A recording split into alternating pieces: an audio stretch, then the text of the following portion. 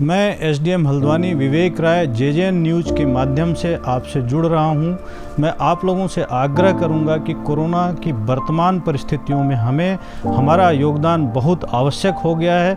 हम जनता के नाते हमारी कुछ जिम्मेदारियां हैं जिसको हमको समझना होगा, जिसका हमें पालन करना होगा। हमें अनिवार्यतः मास्क का प्रयोग करना होगा। ये मास्क अपने घर का बना कपड़े का भी हो सकता है। ये मास्क जो है ज़रूरी नहीं है कि 95 ही जो है आप यूज करें। किसी प्रकार का मास्क हो जिससे कि आप खांसते हैं, छींकते हैं, किसी से बात करते हैं तो वातावरण में जो है आपके फ्लूइड्स न जाएं, इसके लिए मास्क का प्रयोग करना अपरिहार्य है, आवश्यक है। प्रत्येक दशा में इसका प्रयोग करिए। प्रयोग ही मत करिए, लोगों को प्रयोग करने के लिए प्रेरित भी करिए।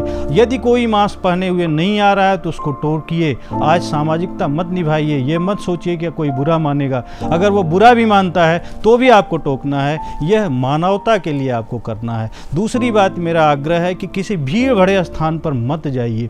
अगर आप एक दिन सब्जी नहीं खाएंगे तो जीवन बच जाएगा, लेकिन सब्जी खाने के लिए अगर हम भीड़ जगाएंगे, भीड़ भरे स्थान में जाएंगे तो हो सकता है कि हम संक्रमित हो जाएं। इसलिए भीड़ भरे स्थानों से दूर रहें। साथ ही आप अपने को सैनिटाइज करें। जब भी घर से बाहर जाते हैं तो आप जो है सैनिटाइज़र का प्रयोग ज़रूर करें। यदि आप घर पहुंचते हैं, कहीं पे आपको पानी मिल सकता है तो आप ज़रूर अनिवार्यतः जो है हाथ साबुन से धुल लें। ये सब ऐसी सिचुएशंस हैं कि ऐसा करके हम संक्रमण से अपना बचाव कर सकते हैं।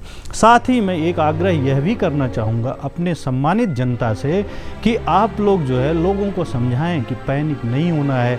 आज की परिस्थिति में केवल 2% ऐसे लोग हैं जिनकी सिचुएशन बहुत ख़राब है, नहीं तो माइल्ड कोरोना से जो लोग संक्रमित हो रहे हैं घर में ही ठीक हो जा रहे हैं। तो जो लोग संक्रमित तो हो रहे हैं, पॉजिटिव तो हो रहे हैं, लेकिन उनको सिम्टम्स नहीं है, उनको घर में रहना है, होम आइसोलेट होना है। बस प्रयास ये करना है कि उन्हें किसी भी तरीके से कॉमन टॉयलेट को यूज़ नहीं करना है। उन्हें अपने को अलग कमरे में रखना है। किसी को कमरे में आने के लिए अलाउ नहीं करना है। घर वालों को उनका केयर करना है। डॉक्टर के संपर्क में रहना है। जब उनको सिम्टम्स थोड़ा बहुत आते हैं या घर में उनके रहने की व्यवस्था नहीं है तो इसके लिए हमने CCC सेंटर्स बना रखे हैं।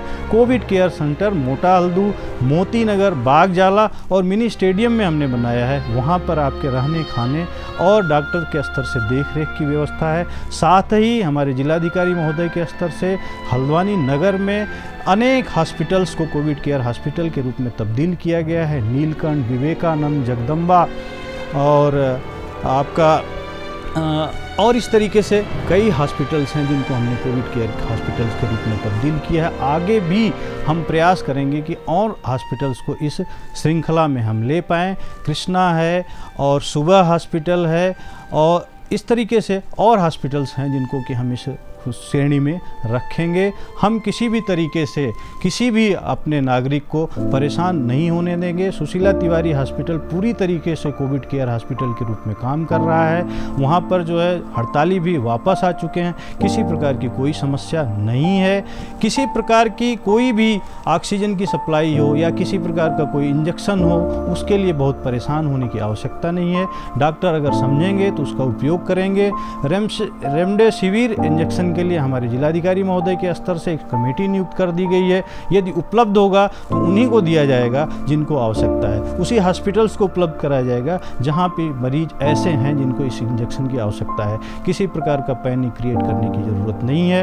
कोई भी मैसेज आपको मिलता है तो उसकी पुष्टि किए बिना उस मैसेज को प्रसारित करना अनुचित है, आपराधिक कृत्य है, साइबर क्राइम है। इसलिए इससे भी बचें। किसी प्रकार का पैनिक क्रिएट न करें। धन्यवाद।